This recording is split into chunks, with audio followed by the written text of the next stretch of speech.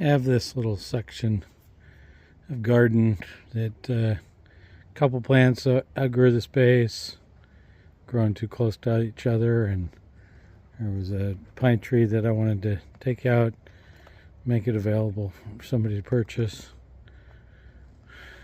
And so now I've got this little spot that needs a little bit of work, and I'm going to try and attempt to landscape it and show the transformation. This Chief Joseph, I don't know what to do with it. I'll probably leave it, even though it looks like it's going out. And as I've said lately, my Chief Josephs around here have just not done well. There's a little shane up there that used to have a shane in that spot. Again, it grew quite large, and I wanted to make that one available, and so I put this other one, and I pruned back down, and it's going to go in that place. So this will be a combination of videos putting together and what it's going to look like. I'll show some of the plants that I'm going to choose. I already kind of have an idea. As you can see, the shane has already been picked out. This other yellow and oak, I don't think it will stay because I already have one. That little spruce back there, I think that's going to come out, so I'll dig those out, and I will put some trees over here. I've got some ideas what I want to put over into the space. One of them is this old Japanese white pine, Pinocchio or something like that, one of those real old ones. Real tiny leaves, needles. I'm going to put that in the ground. It needs a little more help, so that one going in the ground will be good for it. Kind of thicken it up a little bit more. I've got over here, I saw this little dwarf Cyanopides that I had planted a year or two ago underneath. This one is ready to move. It's a little late in the year to be kind of moving, but most of my plants that are around have been in the ground only a couple seasons, so I can dig them out without even really cutting any roots. So little globe Cyanopides will go there. Got a couple fir trees that might make it. This one, top of it got damaged, so it might go into the place. And then I've got over here a little vetii, Abies vetii, and even the tundra right there could use being in the ground. And then I think I'm going to throw in maybe a little ginkgo. So we'll bring all these over, set them in place, and see what they do. And I think I'm going to add the little makawa that was sitting back here. So that's my aim, is to move these all in place and sort them around, and we'll see how it turns out.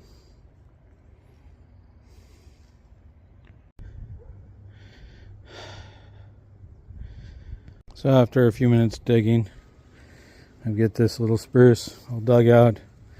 It's ready to go. I didn't quite do it as extensive digging as I did to the hinoki because the tree was really small and had a small root ball. The hinoki, you can see how I dug this. Dug all the way around tree. I didn't dig close to the tree. I didn't move the tree at all in digging. I just cut away all the way around the tree. So the tree kind of actually sits on a little pedestal right now. You can see it got a little bit of, when I move it, you can see the root ball cracking a little bit, so I'll need to dig a little bit more underneath the tree and possibly push burlap underneath, so when I roll the tree to the one side, I can stuff burlap underneath it and then lift it up with the burlap instead of lifting up the root ball itself for the tree. But we're getting there. That's the next phase. So now the hinoki's out, the spruce is out. I've raked it back down to what I kind of figure is my finished grade of the garden. This one with its slopes, it's going to be a little bit different, where I have a little bit of the tree buried on the back side and a little bit of the tree up on the front side. I've got these root balls that are already existing. Don't like cutting them. That also, with them, that way it pools a little bit more. So in the summertime, the water will stay in there. I water every night or thereabouts, so for me, I don't have to put the dam all the way around it. You know, there's a lot of times you'll dam around it so you create a pool, but in my case, I don't really need that. Again, I will now lay out what comes next. All right, the pine's out of the pot. I cut the root ball down. It was a big pot. Trimmed it down, almost cut no roots. There's a couple longer roots that probably need to be pruned up just before I put it in the ground. So there's my trusty tree cart. Get it up the hill. Pretty big tree, little tree. So in this case, I'm going to plant this before I plant everything else, because I want to see how this tree turns out. Stuff it between the two, the Shiraz, which is a Shiraz, not Geisha Gone Wild in this case, and the Nana Latia. So I'm going to place it in there. This tree was grown formerly straight up. I'm going to lean the tree in this case. Don't exactly know which way. Well, I know I'm going to lean it out towards the left, like in this direction, so it stays away from the Nana Latia and kind of picks up the space across the hill this direction. So that will be the next move. Get that in there. I'll have to spin it around to find the best look of the tree. I'm guessing it's probably something like this, leaning with these lower branches being the downhill side, but we'll see once we get it in the hole. That's next. So in this point, I've got the tree almost as far up as I want to get. Go a little bit closer up the hill.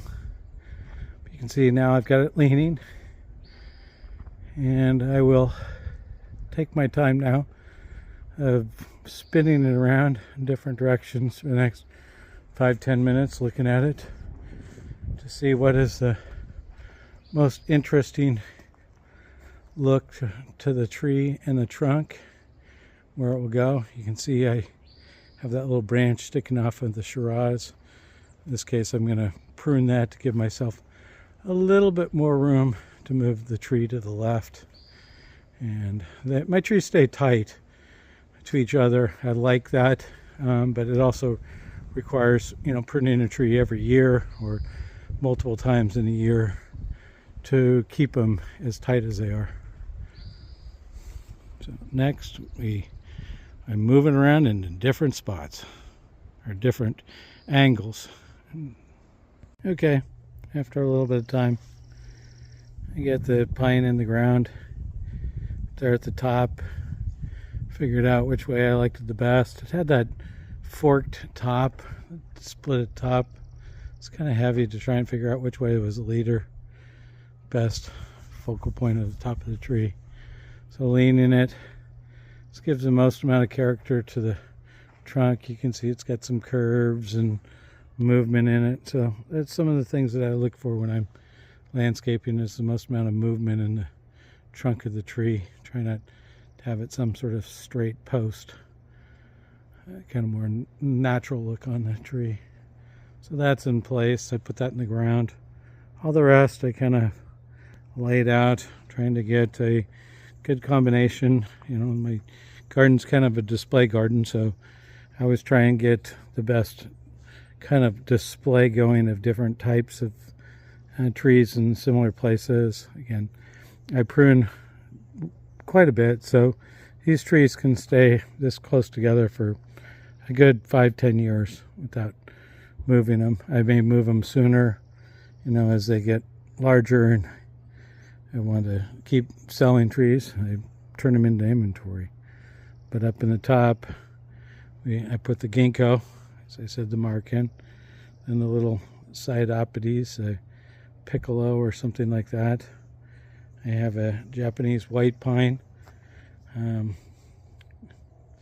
Oh shoot! Now I can't think of the name. It starts with a K. Kempo. So the Kempos are, the spruce has been there. The green hemlock is a native hemlock. We have a little ABs, Honeywell. Over here is another ABs Veitchii. I want to get this one in the ground. Hopefully it survives. I've had really bad luck with this tree. Most of them, 50% of them or more, have died on me. So, well, hopefully it will make it. There's another Wodan. Tundra has been in the ground. The Shane is staying up there. As I said, I was going to put the Mikawa Yatsubutsu in. This gives it nice space. I've got to the left of it Cole's prostrate, another hemlock, Canadian hemlock. And then to the left of it is a Doug fir, biloba, something or other. It's my only one, and I was like, I got to put it in the ground. I love that blue. I just got to add it in the garden. And then there's a strange Korean fir. I can't even remember. Starts with an E. Real odd tree. Can't say I really like it. Maybe if it fills out, it'll be a good tree. But so here it is prior to planting. Yeah. Next few minutes I will plant all these in, and the little bed will be done. And it's now 8 o'clock. And I started at about 6. Bed's all planted. Shane is up there on the top. Put the Macau in. Fit nicely. Kind of leaned it towards me. The arching branch going towards the right. Wodan's been there. Got that Veitchii, Rumberg or whatever it is. Cleaned it up a little bit. Hopefully it lives. Came up with the hemlock. Moved that in there. Put it up a little bit higher. Put the stone underneath it. The Douglas fir, biloba or whatever, billow. I spun it around so it's leaning actually. The top is facing towards us, as I do a lot of times. Lean everything. I did a little switcheroo. I moved the Cyanopides with that funky Korean fir. Put the ginkgo back there. Fit in there nice. They got the brocade in here. The brocade is kind of marginal in here. It's not a fast growing tree, but that's not quite enough space for it and the other trees around it. So something will change. But for now it looks good. A little Honeywell. Took the native hemlock, leaned it towards me. The Kempo, I wanted to see the trunk and everything more, so it's on a little mound. I'll come back later, find a rock or two to make it so it doesn't look like it's sitting on a volcano. But there we go. Couple hours work. You got a little bunch of buttons put into the ground. Yeah, most all these are all short, but in this location I don't want anything really tall in it, so it will work out. There we go. That's what I do in the evening after work.